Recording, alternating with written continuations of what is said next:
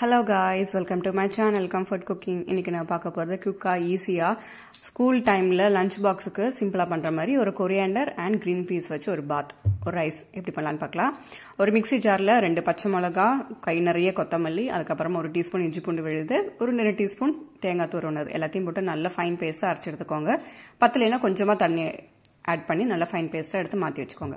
அதுக்கு அப்புறமா ஒரு கடாயில 1 டீஸ்பூன் நெய், 2 டீஸ்பூன் எண்ணெய், கடலெண்ணெய் எல்லாத்தையும் விட்டு நல்லா சூடானதும் பட்டை, கிராம்பு, ஏலக்காய், ஜீரகம், கல்பாசி, ஸ்டார் அனீஸ் எல்லாத்தையும் போட்டு நல்லா பிரியாணி இலை எல்லாத்தையும் போட்டு நல்லா ரோஸ்ட் பண்ணிக்கோங்க. ஓகேவா? கொஞ்சம் நல்லா வதங்கட்டும். அது எண்ணெயில கொஞ்சம் நல்லா வதங்கினதுக்கு அப்புறமா ஒரு பெரிய வெங்காயம் ஆட் பண்ணிருக்கேன். ஓகேவா? அது இந்த மாதிரி நீல வாக்கில் கட் பண்ணி அதை ஆட் பண்ணிருக்கேன். அப்புறமா ஒரு கொடை மிளகாயில கால்வாசி இல்ல அரைவாசி ஆட் பண்ணிக்கோங்க. ஓகேவா? இந்த மாதிரி போட்டு இந்த சாப்பாடுக்கு ஓகேவா இந்த வெங்காயம், இந்த கொடை மிளகாய் எல்லாத்துக்கும் தேவையான அளவுக்கு உப்பு போட்டு நல்லா வதக்கிக்கிறோம். ஓகேவா? போட்டு நல்லா இந்த மாதிரி நல்லா அந்த உப்புல அந்த வெங்காயம், அந்த கேப்சிகம் எல்லாமே நல்லா வதங்கட்டும். இப்ப பாத்தீங்கன்னா ரெண்டுமே நல்லா வதங்கிட்டு இருக்கு. அதுக்கப்புறமா நம்ம என்ன பண்ண போறோம்னா, இப்ப நல்லா வதங்கிருச்சு. சோ இதுக்கு நான் உருளைக்கிழங்கும் பாப்பாக்கு ரொம்ப பிடிக்கனால அதை ஆட் பண்ணியிருக்கேன். உங்களுக்கு இது வேணும் ஆட் பண்ணிக்கோங்க, இல்ல வேண்டாம் வேண்டாம். ஓகேவா?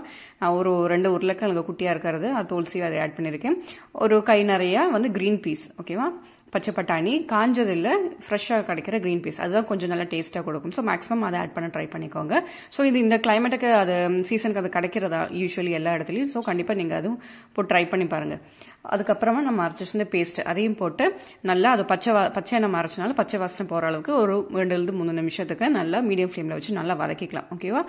பாத்தீங்கன்னா அந்த இஞ்சி பூண்டு, பச்சை மிளகா, அதுக்கப்புறமா தேங்காய், கொரியண்டர் லீவ்ஸ் எல்லாத்தையும் போட்டு அரைச்சது நல்லா பச்சை வாசனை போற அளவுக்கு நல்லா வதக்கியாச்சு. நான் இன்னைக்கு பாஸ்மதி ரைஸ் தான் ஆட் பண்றேன். சோ 1 கிளாஸ் அரிசிக்கு 1.5 கிளாஸ் தண்ணிங்கிற அளவுல நான் இன்னைக்கு தண்ணி எடுத்திருக்கேன். அந்த அளவு தண்ணி ஊத்தி நல்லா மிக்ஸ் பண்ணிக்கலாம். ஓகேவா? நல்லா மிக்ஸ் பண்ணி நல்லா மூடி போட்டு நல்லா கொதி வரட்டும். கொதி இந்த மாதிரி தண்ணி நல்லா கொதிச்சு வரும்போது நான் பாஸ்மதி ரைஸ் ஆல்ரெடி ஒரு 1/2 an hour நல்லா வாஷ் பண்ணி ஊற வச்சிருந்தேன். ஓகேவா? அந்த அரிசியை நம்ம இப்போ ஆட் பண்ணிக்கலாம். வாஷ் பண்ணி ஊற வச்சிருந்த அரிசி. ஓகேவா?